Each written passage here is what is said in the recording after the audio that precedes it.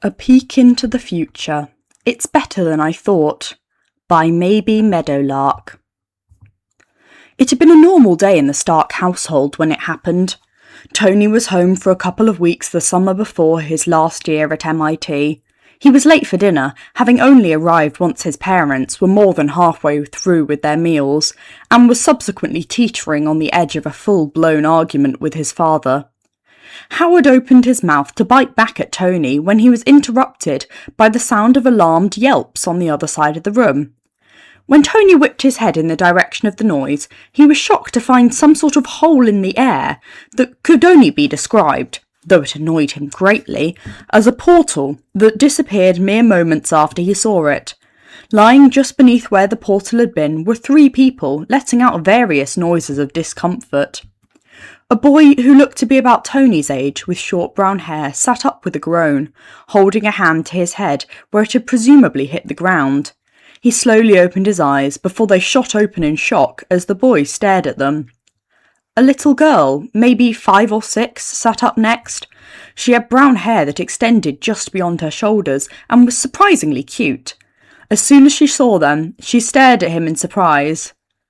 Dad, You might want to see this, the boy said nervously, nudging the man behind him.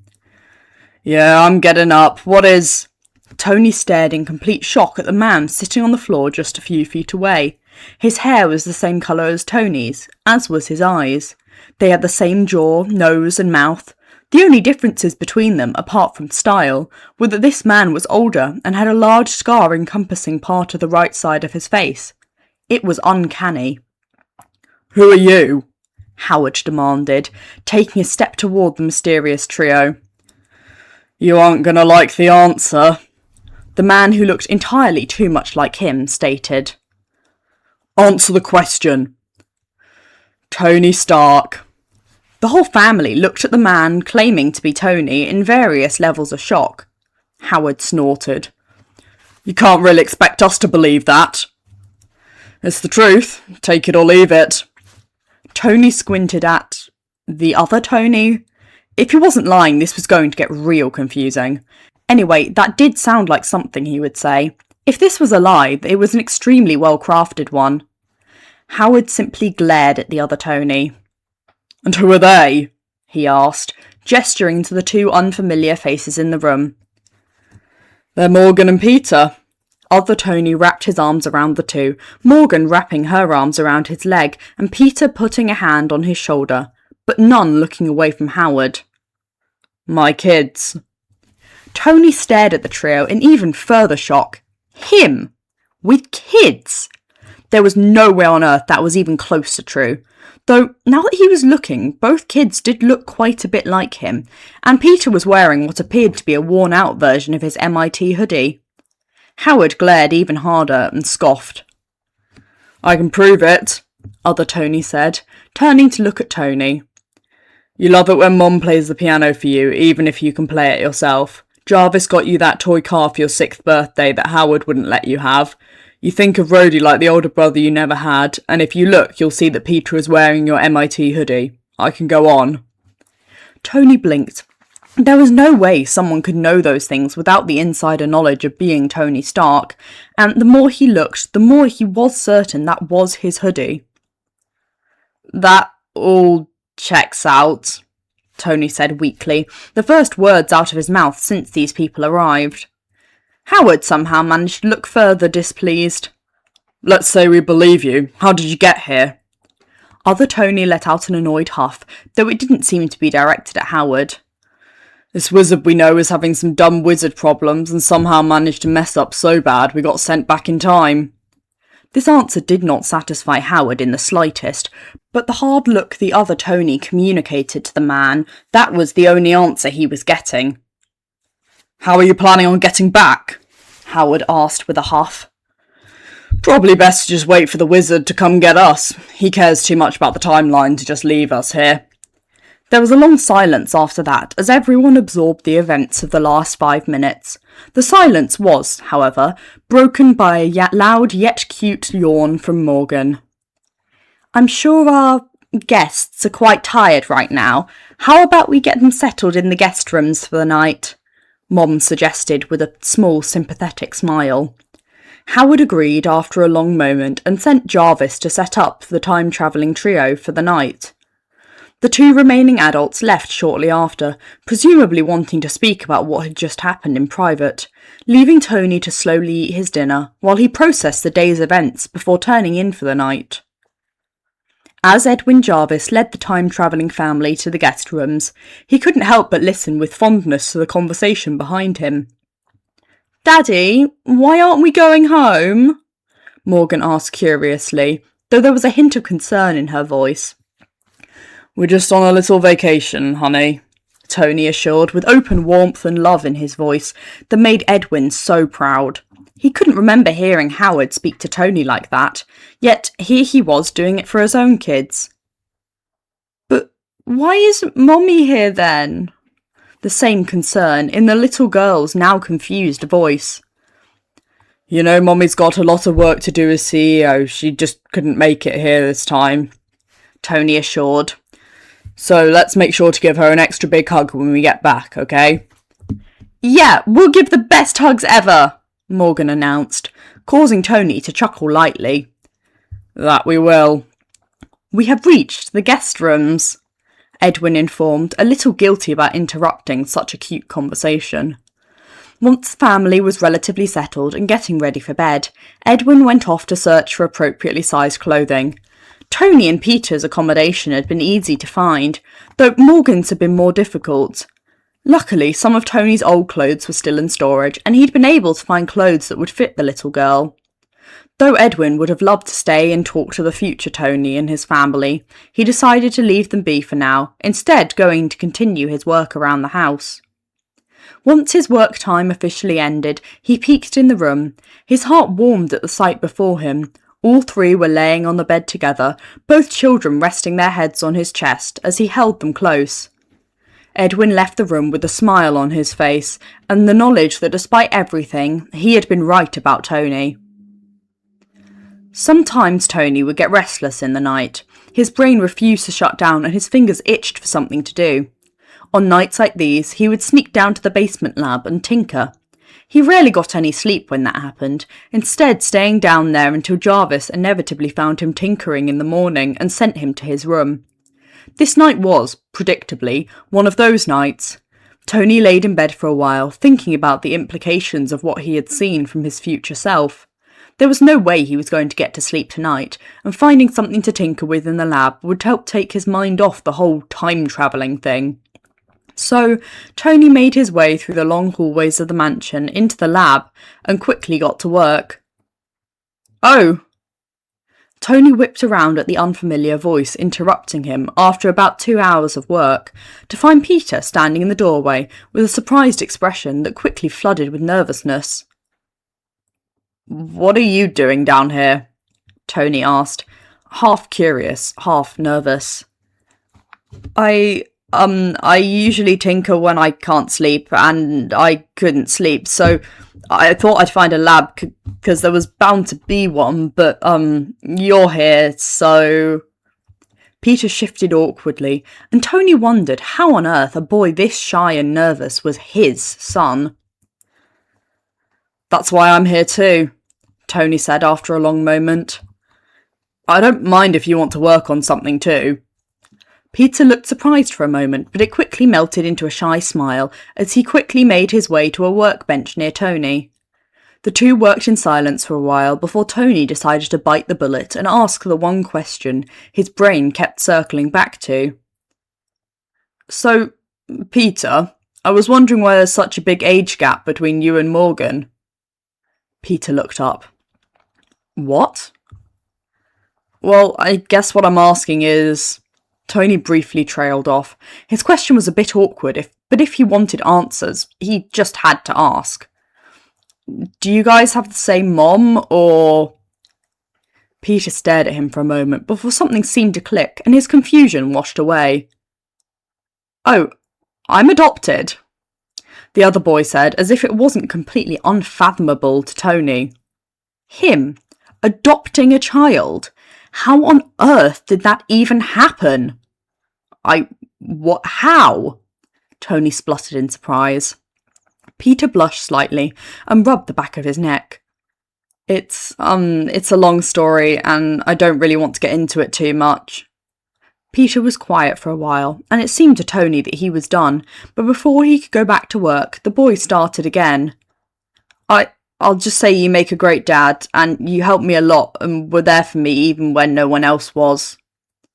Tony still wasn't sure he'd be as good a parent as Peter seemed to think he was, but he didn't really have the heart to push that any further.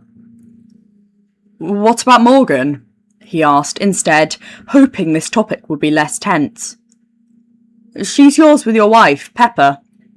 Tony honestly shouldn't be surprised at this point, though it still managed to catch him off guard.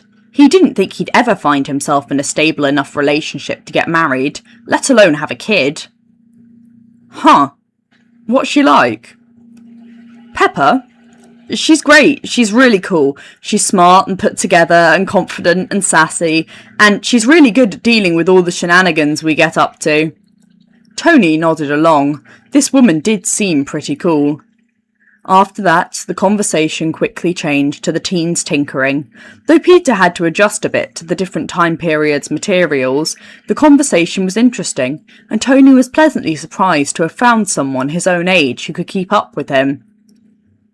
Young sirs, Jarvis's voice called from the doorway, interrupting the boys. I suggest you go to your rooms before anyone discovers you are down here. Tony nodded and quickly started cleaning up. When he looked at Peter, the other boy seemed confused. What? Why do we have to keep anyone from finding out we were down here? Peter wondered. Whenever Howard finds me down here instead of in bed, I get a lecture about sleep and sneaking around and dishonesty, and I sometimes even get into trouble. Jarvis understands why I'm down here, so he helps me avoid all that. Peter stared at him for an uncomfortably long moment before nodding and cleaning up his stuff. Huh, Tony thought. I wonder what that was about. Howard was out of bed and ready for breakfast at the same time he always was, Maria only a few minutes behind him. Everything seemed perfectly normal, and he was already wondering if his supposed son and grandchildren from the future were just a dream. The illusion of normalcy was shattered in a single moment when his supposed grandson, Peter, walked nervously into the room. Hello, Mr. and Mrs. Stark, the boy said, his anxious energy a little off-putting to Howard. How on earth had his cocky, disrespectful son managed to raise such a shy yet respectful boy? Oh, please, we're your grandparents. There is no need to be that formal, Maria said sweetly. And come sit over here. We didn't have time to talk much yesterday, but I'd love to get to know you. Okay, Peter said. He still radiated nervous energy, but seemed to relax a bit at Maria's welcoming demeanour. The boy sat down at the table across from them. So, Peter, how old are you? Maria asked after Jarvis had come in to get Peter's breakfast order. I'm 16, but I'll be 17 in a few months. Where do you go for school? Maria asked curiously, the question piquing Howard's interest and causing him to look up at Peter. Midtown School of Science and Technology. Howard frowned. That's a high school, is it not? Yeah, it is. Why aren't you in college yet? Tony is, and he's younger than you. Peter shrunk in on himself a bit under Howard's glare. It seemed Tony was being too soft on the boy. Howard, Maria scolded with a hard look. No, it's fine, Peter said to Maria, before looking back at Howard. I could go to college if I wanted. Dad even said he'd help get me in, but two of the most important people to me are at Midtown, and I don't want to leave them. Howard scoffed. That was a dumb reason to stay below your level. How were his friends more important than preparing his mind? Maria, however, seemed eager for the chance to change the topic. Who are these people, Peter? Oh, my best friend Ned and my girlfriend, MJ, the boy answered, also eager for the new course of conversation. Girlfriend? Maria echoed with a cheeky smile. What's she like? She's great, Peter enthused. She's really cool and funny, and she's also super smart. She's the captain of the academic decathlon, and she's a really good leader. She always speaks her mind, and she's great at fighting with her words. Maria's smile brightened, and she gave Howard a look. Better than Tony in that aspect. Good, it said, and Howard had to agree. You really like her, don't you? Peter blushed slightly, but nodded. She's amazing, it's hard not to.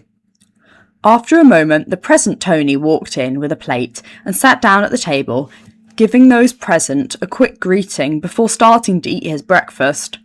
There was a long silence as everyone ate, and Howard decided it was time to get some answers to the questions he'd been thinking about since last night. How's Stark Industries doing in your time, Peter?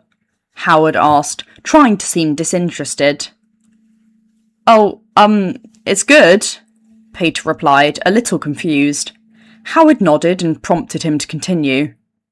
Well, I guess the biggest change since this time period is that we don't sell weapons anymore. What? All three present Starks exclaimed with various amounts of surprise and concern. Peter winced at the noise but continued. Yeah, it's a long story and not mine to tell, but Stark Industries sells tech now, he explained, then smiled proudly before adding, Best in the industry. Howard glanced briefly at Tony, who looked just as shocked as him. And Tony did this? Howard inquired incredulously. Yep, Peter said with pride.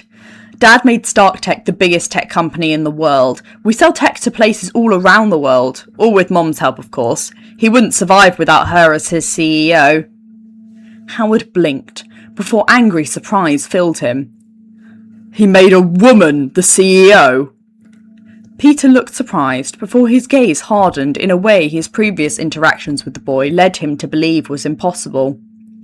He did, and I will have you know, Mom is an amazing CEO and had just as much of a part in making Stark Industries the tech giant it is in my time as Dad.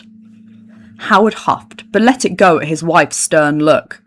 The room was left in silent tension for a long moment before tiny footsteps running into the room broke it. Hi, Peter, Morgan said, happily sitting next to her older brother. Hi, she said to the present Starks, with a smile when she remembered they were there. Hello, Morgan, Maria greeted with a smile. How are you this morning? Good, the little girl replied before shoving a piece of toast into her mouth. Do you know how soon your father will be here? Daddy said he'd come right down after me. He has to get ready 'cause he got me ready first, Morgan explained through the toast in her mouth.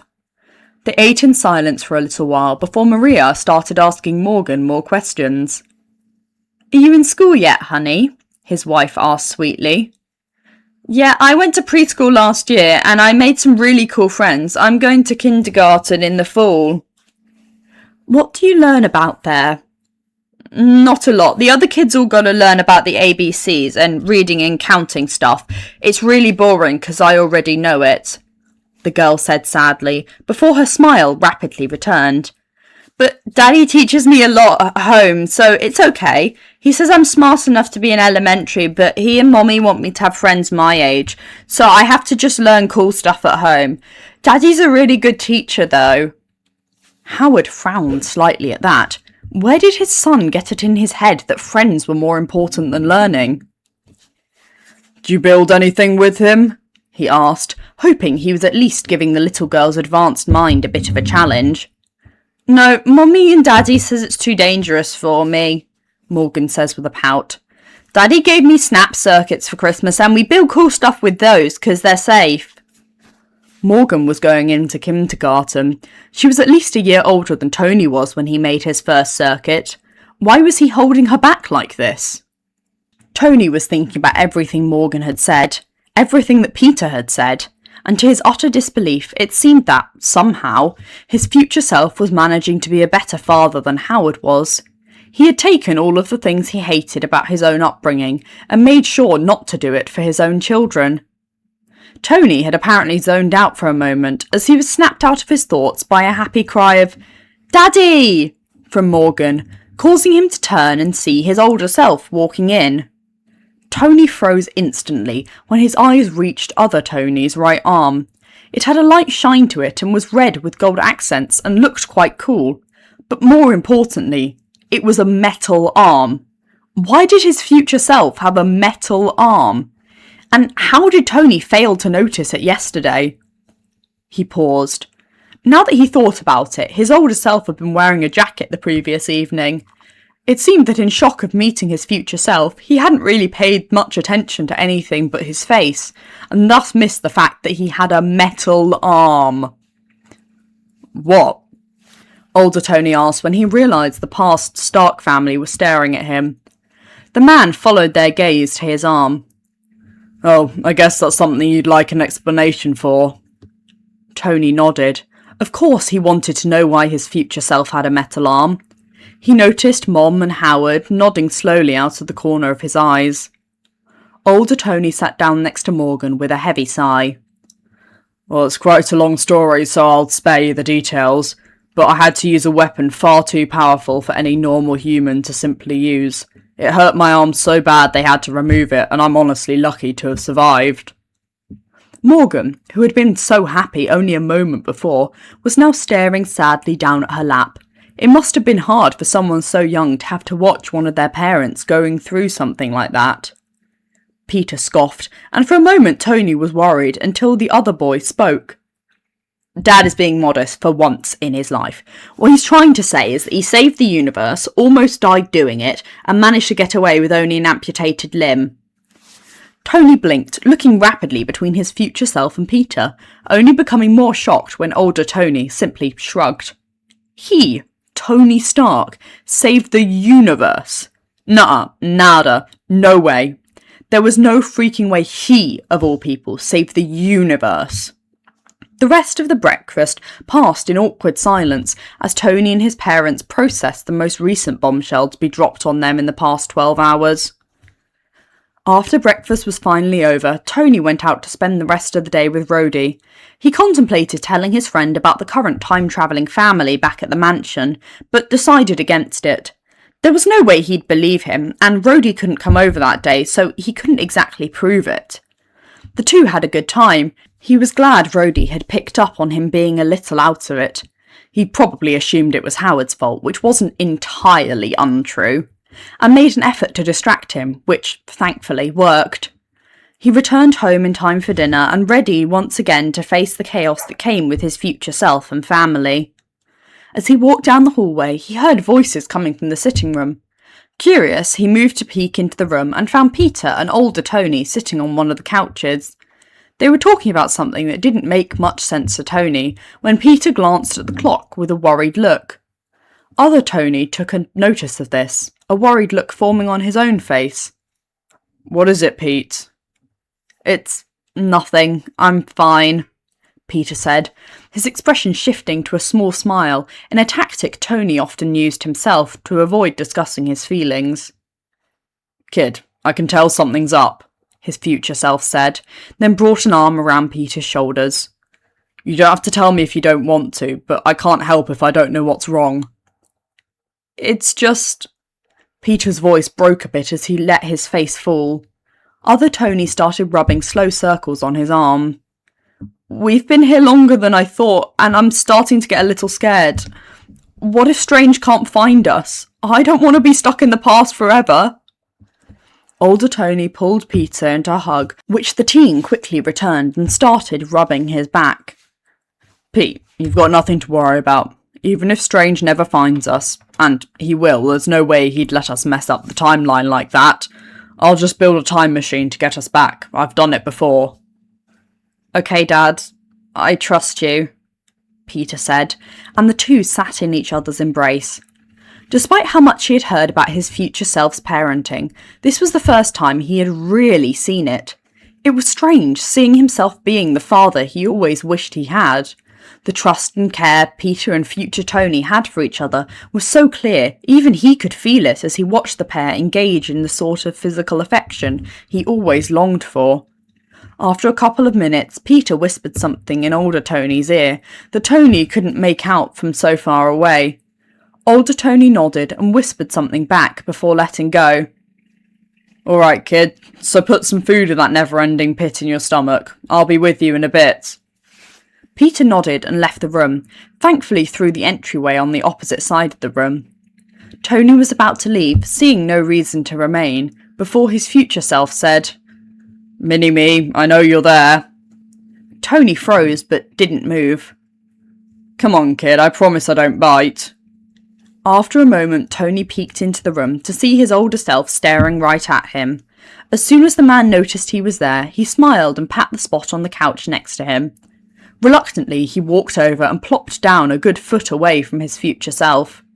He assessed the older Tony's expression and was surprised the man seemed to be pleased despite the distance Tony had put between them, with some fondness in his eyes and that hint of longing adults always got when they saw old pictures of themselves.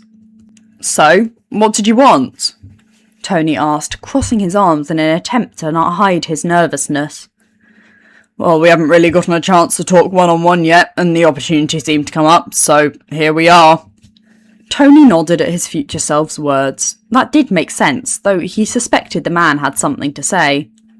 Older Tony didn't say anything, seemingly waiting for him to speak. He wasn't sure what to say, though he had a lot of questions he wanted to ask, but unlike with most people, there was something about talking to his future self that was really intimidating, and made him wish to be anywhere but here. "Kid, I can tell you have something to say, so you might as well just spit it out." Older Tony's words themselves were harsh in the way his own usually were, but there was a tender softness that made them feel less like a sharp blade and more like a comforting hug. "I guess I'm just surprised." Tony expected to have to elaborate, but his future self just nodded. "I am too. Even just a few years ago I couldn't imagine the man I am today." And you're a dad?" Older Tony smiled. "That I am." Wow, that's a lot to take in." His older self chuckled. "It was a lot to get used to for me as well, but it was so worth it." There was a long silence after that. Despite his awkwardness before, Tony felt a bit more comfortable. "I've heard a lot about your wife from Peter and Morgan, but I don't think I've heard you mention her yet. What's she like?" Tony asked, hoping his future self would hear the question within the question. Future Tony gave him a knowing look, but answered the question without hesitation. "Oh, Pepper's amazing. I honestly don't know where I'd be without her. She's one of the few people who can put up with me, for one. Even when I'm being annoying or reckless, she still supports me through it all. I haven't ever been truly scared that she'd leave me, even in the times we had to take breaks from our relationship. I can't say we haven't had our fair share of bumps along the way, but I wouldn't give her up for anything." While Tony was trying to decide how best to reply to that, Jarvis came to inform them that dinner was ready. The two Tonys looked at each other, an understanding reaching between them. Future Tony had answered his question. The Starks, both present and future, sat around the dinner table. Their food was nearly finished, and it would soon be time to go to bed. Not much of substance was discussed that evening. The conversation mainly focused on Peter and Morgan discussing their interests. Tony didn't mind that as much as he thought he would. Just then, a new portal showed up in the dining room. A tall man with navy robes and a red cloak stepped through and let out a noise that was somewhere between a groan and a sigh of relief. "Finally," the man said. "Do you know how long I've been looking for you?" "Much longer than you wish you had," older Tony suggested with a smirk as he stood up. "Well, that's our way out. As you can see, I do, in fact, know a wizard, so if you doubted me, you can stop that now." "Sorcerer," the wizard corrected. "Whatever." Peter and Morgan stood up, the teen leading his sister over to the portal. "Goodbye, everyone," the little girl said with a wave, her brother waving as well. The present Starks waved back before the duo stepped through the portal. "Goodbye," Future Tony said, walking up to the portal before turning and looking Tony in the eyes. "And don't worry, kid, it'll work out for you in the end." Then he stepped through, the wizard following suit. And with that, the time-travelling Starks, and all evidence they were ever there, was gone. Thank you for listening. I really hope you enjoyed this fic, and have a lovely rest of your day.